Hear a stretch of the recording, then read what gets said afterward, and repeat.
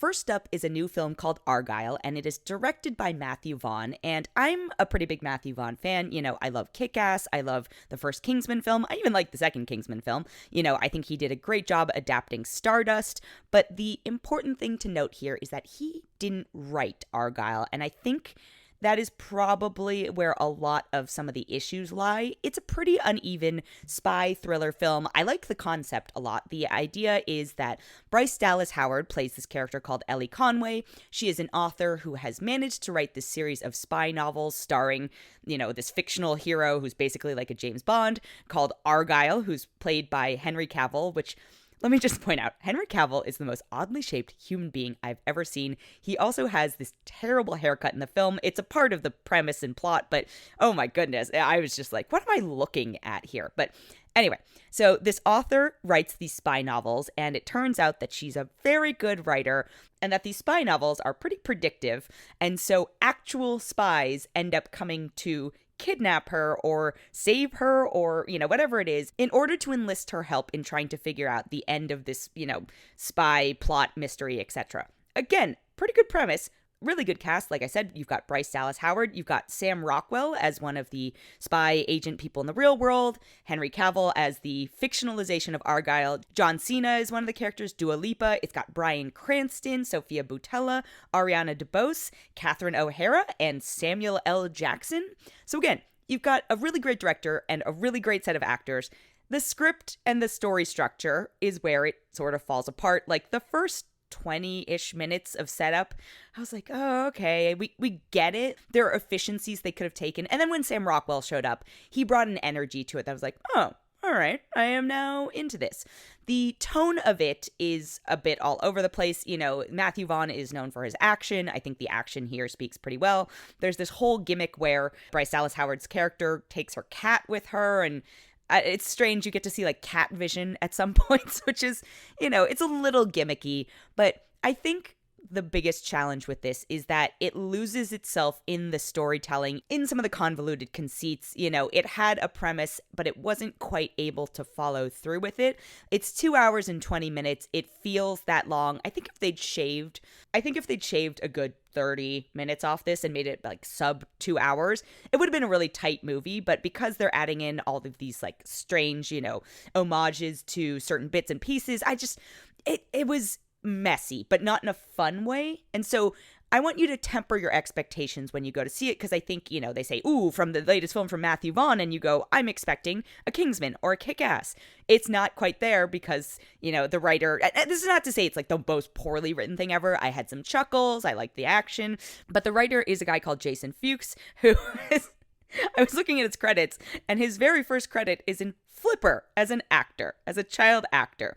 Now, he's written some other things, but I, not the biggest on them. He wrote the script for Ice Age Continental Drift and Pan, which, this should tell you what we are working with / against here. I don't want to crap too hard on it, but, I left it going, what exactly did I just watch? And I also feel like, and I hope this isn't spoiled, I feel like the producers, the writers, the studio execs, or whoever kind of knew this going in. And so they're like, Matthew, we need you to connect this to your other stuff somehow, or like pay homage to your other stuff in order for people to go see the film, which is not exactly the biggest show of faith in the source material. So I think it's an okay film. If you enjoy his other work, I think you'll be able to pick things out of this that that are parallels to Kingsman, etc., especially Kingsman. It's the closest to Kingsman. You'll be able to pick things out. I think enjoy it, but I want you to temper your expectations beyond aggressively. I am going to give this a 2.9 out of 5, which is a bummer. I was really excited for it, but I think it was just too chaotic for me, and not in an exciting way at the end of the day,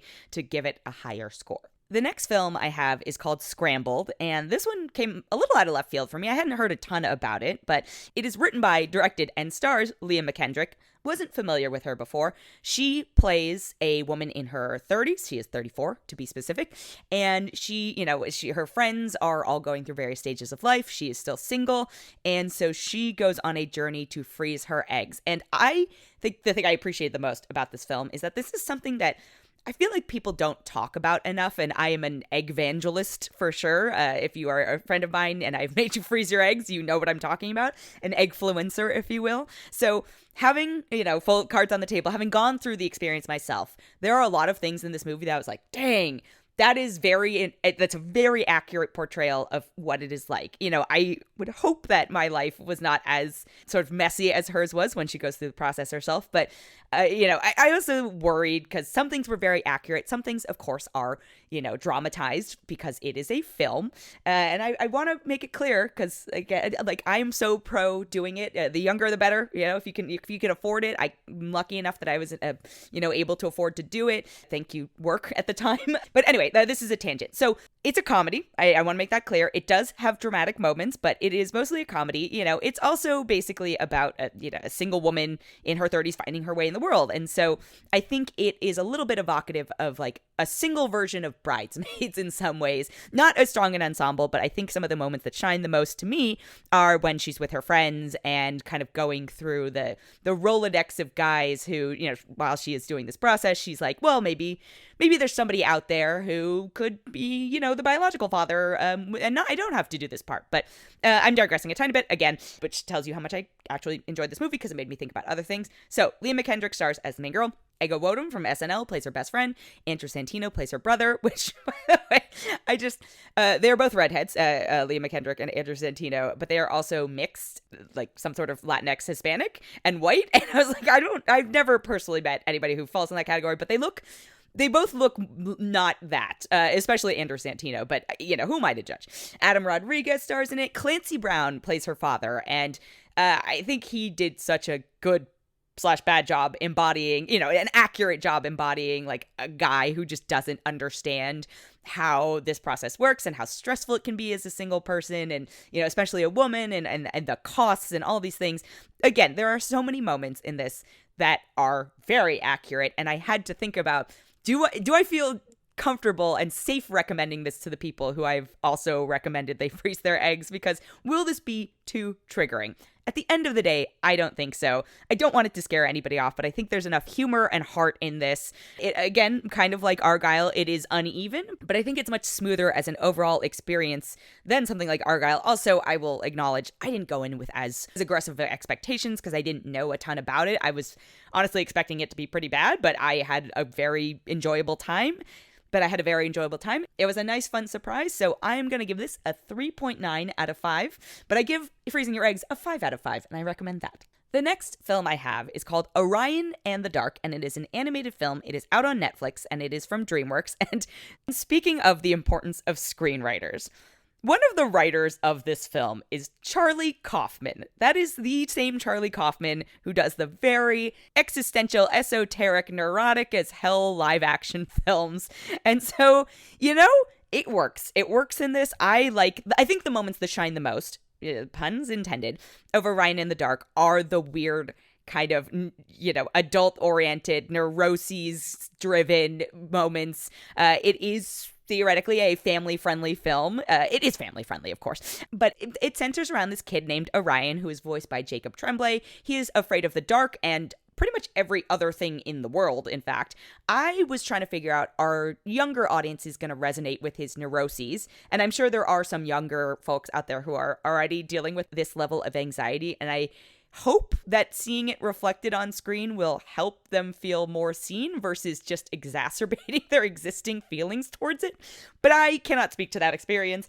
This is based on a children's book by Emma Yarlett. I have not read it, but anyway, Jacob Tremblay, Orion, our terrified protagonist, he has to come face to face with the embodiment, personification of Dark, who is voiced by Paul Walter Hauser, who I think does a very nice job. They go on this adventure, and there's this whole sort of plot about dealing with the entities of the night. So anxiousness, quiet, like unidentified noises, sleep, insomnia, sweet dreams. It was super creative. This is where you can see the Charlie Kaufman coming through in the, being John Malkovich or Eternal Sunshineness of it all. And people are like, oh, where's this going to fit in his filmography? It very much speaks to him. Where it starts to get a little bizarre is there's like 3 different timelines of storytelling, and I hope this isn't a huge spoiler, but at one point we find out this is actually a story being told to Orion's daughter, so we jump forward in time, and then there's a couple of other time jokes. I don't know if those work as well as the core of the story. It reminded me a little bit of Rise of the Guardians when you get all the gang of night entities together in a very fun, creative way. You know, they are voiced by Angela Bassett, Nat Faxon, Golda Rosheuvel, Natasha Dimitriou, Aparna Nancherla, and then some of the other voice cast are Colin Hanks, Ike Barinholtz, Carla Gugino, and then my absolute favorite one, Werner Herzog is a voice in this. And I thought it was a joke that it was Werner Herzog and like a sound-alike. No, it's actual Werner Herzog, which gives this movie so much more street credit in my book. So, like I said, it is uneven. That's the theme of the week, I think, is that it's uneven in the storytelling. There are some very funny and existential moments and like some very thought-provoking ones, actually, in terms of perception and fear and all that stuff. So I think it is worth a watch for sure. I enjoyed it. It was deeper than I was expecting. The animation style is interesting. There was an animated movie that DreamWorks was working on for years called Me and My Shadow, or My Shadow and Me, something along those lines. I think it's Me and My Shadow, that had a similar kind of like the shadow was 2D. I feel like they took a lot of inspiration from that and imposed it into Orion in the Dark, not in a bad way. It's also a style I think we're seeing more with like 2D drawovers and things like that. But yeah, story uneven, but enough there that I think it's worth watching. Super young audiences might not get the film, honestly. Like there's some complicated themes in it that I think, you know, maybe like 5 and up. I'm taking a shot in the dark here in that guess, but I think at least 5. But overall, I enjoyed it. It was an unexpected kind of fun surprise, kind of like Scrambled. So I'm going to give it a 3.8 out of 5. And then my last film this week is called The Tiger's Apprentice. And just as a bookend, much like Argylle, I was looking forward to this film. You know, I like the idea of it. It's this boy from San Francisco who meets this spirit of the Chinese zodiac and then, you know, has to sort of fight against evildoers of the world, you know, parallels to Orion in the Dark, but Dark is not an evildoer. Anyway, I, you know, like the idea of a San Francisco set because I'm from the Bay, and, you know, the Chinese zodiac because there's a bunch of fun mythology there. The voice cast is pretty impressive as well. You've got Leah Lewis, you've got Sandra Oh, you've got Henry Golding, you've got Sherry Cola, Patrick Gallagher, Bowen Yang, Brandon Suhu, Kang Hua Tan, Deborah Craig, and then you've got the one and only Michelle Yeoh. So, of course, if you tell me Michelle Yeoh is going to be this, of course I'm excited for it. It, oh man, did not live up to expectations. To start things off, I did not like the character designs and the style of the animation. And I say this with a level of expertise in the area, so I'm not just bagging on it, you know. I don't think it was particularly appealing. Also, I'm just going to call this out, and I hope it doesn't ruin this for people. But so the Zodiac creatures, you know, the spirits of them also can take sort of like human shield projection forms. And the tiger version of it is basically the design of Wolverine from the X-Men movies, like Hugh Jackman's character in this like leather jacket. It literally has similar stripe cut, you know, claw marks on it. And I just went, did they literally just look at that and go, we want that, but animated? And so the whole time I kept being like, Wolverine, but a tiger? But also like the characters, this movie conceptually may have been okay. Like I like the idea of the Zodiac uniting. That's about where it ends. You know, the fights there were so many montage sequences. The best part of it by far is Michelle Yeoh. And, you know, she actually, those moments do shine on screen. And I was just like, you know, I want her character story. I want her to be the protagonist. I don't really care about this young boy who doesn't have a ton of redeeming qualities. He's not like a terrible person. He's just a teenage boy. And like, I'm like, who cares? Give me Michelle Yeoh all day, every day. The script and the banter and the gimmicks just didn't quite hit home, you know. It's a bummer. I wanted it to succeed. I know how hard it is to make an animated film, but it doesn't quite resonate. It just felt hollow, and like a couple of key moments that resonated, but everything else kind of fell by the wayside. So unfortunately, I'm going to give The Tiger's Apprentice a 2.5 out of 5. It's not a super long film. I want to say it's like 90 minutes as well, or, you know, an hour and 40, and it still felt incredibly long. And that's always kind of a frustrating experience. So I just want to warn folks.